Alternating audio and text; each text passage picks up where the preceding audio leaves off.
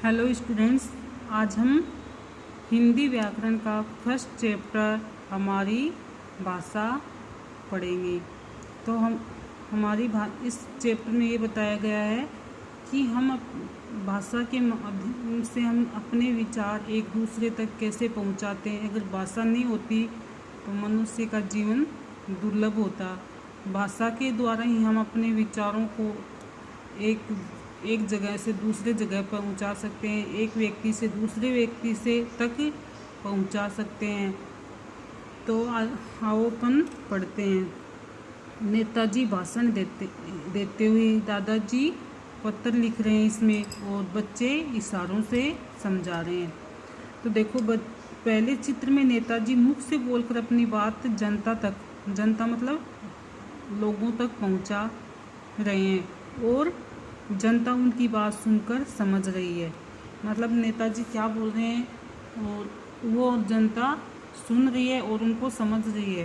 दूसरे चित्र में क्या है, दादाजी पत्र लिखकर अपने मन की बात बता रहे हैं।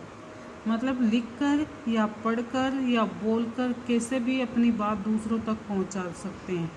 पत्र पाने वाला बच्चा पत्र पढ़कर उनकी बात समझ रहा है। तीसरे चित्र में बच्चा इशारे से अपनी बात दूसरे बच्चे को समझा रहे हैं। अपन जैसे कुछ गेम्स वेम्स खेलते हैं तो छुपते हैं, तो ऐसे इशारों से एक बच्चा दूसरे बच्चों को इशारे से समझाता है कि देखो देखो उधर उधर उधर, ऐसे तो अपन समझ जाते हैं कि वो कोई उधर है।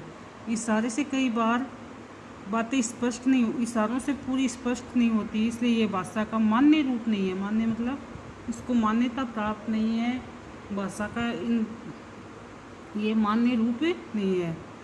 भाषा के द्वारा हम दूसरों को अपनी बात समझाते हैं और सुनकर दूसरों की बात समझते हैं। केवल मनुष्य ही बोलने और लिखने के लिए भाषा का प्रयोग करता है। बस मनुष्य एक ऐसा प्राणी है जो बोलकर और लिखकर अपनी बात सुनकर मतलब अपनी बात समझाता है, पहुंचाता दूसरों तक। भाषा ही मनुष्य को अन्य प्राणियों से श्रेष्ठ बनाती है। जो भाषा ही एक ऐसा माध्यम है जिससे वो अपन को अन्य प्राणियों से श्रेष्ठ बनाती है। जैसे जानवर होते हैं, पक्षी होते हैं, वो बोल नहीं सकते, तो इसलिए हम उनसे श्रेष्ठ हैं, क्योंकि अपन बोल सकते हैं, समझ सकते हैं, लिख सकते हैं, पढ़ सकते हैं। जानवर होते हैं, ना बोल सकते हैं, ना लिख सकते हैं, ना पढ़ सकते हैं। तो इसलिए मनुष्य जीवन एक श्रेष्ठ जीवन है। इस प्रकार एक दूसरे को अपनी बातों तथा मन में भाव उत्पन्न को समझने समझाने के साधन के रूप में भाषा का प्रयोग होता है। अब देखो डेफिनेशन, मनुष्य के भाव और विचारों के आदान प्रदान के साधन को ही हम भाषा कहते हैं। जो मनुष्य के भाव विचार आते हैं उनका आदान प्रदान मतलब एक जगह से दूसरी जगह पहुंचाना का जो साधन है वो अपन क्या कहते हैं, भाषा कहते हैं। भाषा के दो प्रकार होते हैं, मौखिक और लिखित। तो भाषा के मौखिक होता मुख से बोलने वाले, लिखित होते हैं लिख कर पहुँचाने वाले। तो डेफिनेशन देखो, मौखिक भाषा जब हम अपनी बात बोलकर दूसरों को समझाते हैं, बोलकर तथा दूसरों की बात सुनकर समझते हैं। कोई मतलब जैसे मैं बोल रही हूँ, बच्चों आज अपन ये चैप्टर पढ़ेंगे, तो आप इसको सुन रहे हो कि मैम ने क्या बोला है कि आज अपन फर्स्ट चैप्टर पढ़ेंगे, तो आप समझ गए कि मैम आज अपन को फर्स्ट चैप्टर पढ़ाएगी। तो आप समझ गए तो हाथों हाथ क्या करोगे, फर्स्ट चैप्टर निकालोगे और पढ़ने लग जाओगे। तो इसे मौखिक भाषा कहते हैं। इसका प्रयोग हमारे दैनिक जीवन में सर्वाधिक होता है। मतलब दैनिक हर रोज इसका प्रयोग बहुत होता है। जैसे अपन घर पर भी मम्मी को, पापा को, भाई को, बहन को आपस में सबसे बातें करते हैं, तो इसका प्रयोग सर्वाधिक होता है। जैसे क्रिकेट के खेल के विषय में दो मित्रों के बीच बातचीत हो रही है, जैसे वाह है आज का मैच शानदार रहा। एक मित्र दूसरे को बोल रहा तो वो समझ जाता है कि मैच के बाद हाँ तुमने बहुत अच्छा खेला, तो वो बोल रहा है हाँ तुमने बहुत अच्छा खेला। तो ये होते हैं भाषा का मौखिक रूप। जैसे अपन अपने घर पर किसी को भी बात ऐसे अपनी बहन को बोलते हैं चलो दीदी अपन खेलते हैं, तो वो दीदी बोलती है हाँ ठीक है चलो खेलते हैं। फिर है लिखित भाषा। जब हम अपनी बात लिखकर दूसरों को समझाते हैं, लिखकर कॉपी पेन कागज इन पर लिखकर अपन दूसरों को समझाते हैं, दूसरों की बात पढ़कर समझते हैं। जैसे अध्यापिका बोर्ड पे लिख रही है कुछ, राजस्थान की राजधानी जयपुर है, तो आप पढ़ोगे कि मैम ने क्या लिखा है, राजस्थान की राजधानी जयपुर है, तो आप पढ़कर उसको समझ लेते हो। जैसे इसे लिखित भाषा कहते हैं। लिखित भाषा व्याकरण के नियमों में बंधी है। ये क्या है लिखित भाषा, क्या है व्याकरण। अपन बोल तो कुछ सकते हैं पर लिख कुछ ऐसे वैसे नहीं सकते, क्योंकि वो है व्याकरण के नियमों में बंधी हुई है। मतलब सही मात्राओं का, सही शब्दों का प्रयोग होना चाहिए। जैसे माँ पत्र लिख रही है और बेटा पत्र पढ़कर समझ रहा है। ठीक है, अब आगे है भाषा के विविध रूप हैं। मतलब भाषा के विविध रूप है।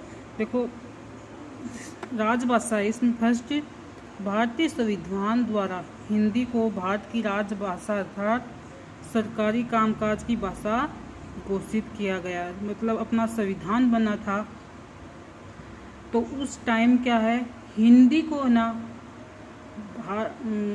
भारत की कामकाज की सरकारी कामकाज की भाषा और राजभाषा घोषित किया गया था। 14 सितंबर 1949 को संविधान ने हिंदी को भारत की राजभाषा के रूप में स्वीकार किया गया था। कब 14 सितंबर को संविधान सभा में, जो संविधान सभा होती है जहाँ पे बड़े बड़े लोग बैठते हैं, वहाँ पर क्या है हिंदी को भारत की राजभाषा के रूप में स्वीकार किया गया कि हिंदी की भारत की राजभाषा क्या होगी, हिंदी होगी। इसलिए 14 सितंबर को अपन क्या बनाते हैं, हिंदी दिवस मनाते हैं। इसलिए हर वर्ष 14 सितंबर को का दिन हिंदी दिवस के रूप में मनाया जाता है। फिर है नेक्स्ट अपना राष्ट्रभाषा। मतलब राष्ट्र की भाषा, किसी भी देश में सबसे अधिक लोगों द्वारा बोली तथा समझी जाने वाली भाषा को राष्ट्रभाषा कहते हैं। भारत जैसे विशाल देश में है जहाँ अनेक भाषाओं बोलियों वाले लोग रहते हैं। जो राष्ट्रभाषा मतलब अधिकांश लोगों के द्वारा, जो बहुत बड़ा क्षेत्र जैसे राजस्थान है इसमें बोली जाने वाली भाषा, जैसे पंजाब का क्षेत्र बहुत बड़ा तो वहाँ पर बोली जाए, क्योंकि भारत में बहुत बड़ा देश है और वहाँ पर अलग अलग राज्य हैं, उनमें अलग अलग भाषाएं बोली जाती है। जैसे पंजाब में पंजाबी, राजस्थान में राजस्थानी, गुजरात में गुजराती, महाराष्ट्र में मराठी, ऐसे अलग अलग राज्यों में अलग अलग भाषाएं बोली जाती है।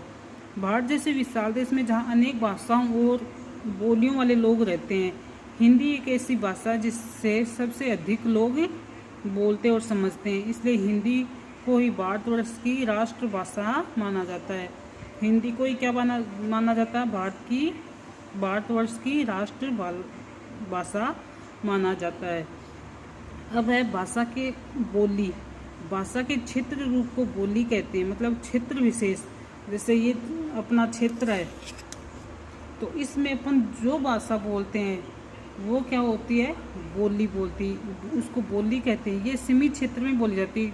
ये सीमित क्षेत्र में बोली जाती है, मतलब पूरे भारत में नहीं बोली जाती। जैसे देखो अतः इससे साहित्य रचना नहीं हो, इससे साहित्य रचना मतलब कोई भी कामकाज इससे नहीं होता है। ये भाषा की अनेक बोलियां हो सकती है, जैसे भोजपुरी, हरियाणवी, राजस्थानी, गढ़वाली आदि बोली विकसित होकर भाषा बन जाती है, जिसे मैथिली। थैंक यू स्टूडेंट्स, आगे बाद में पढ़ेंगे।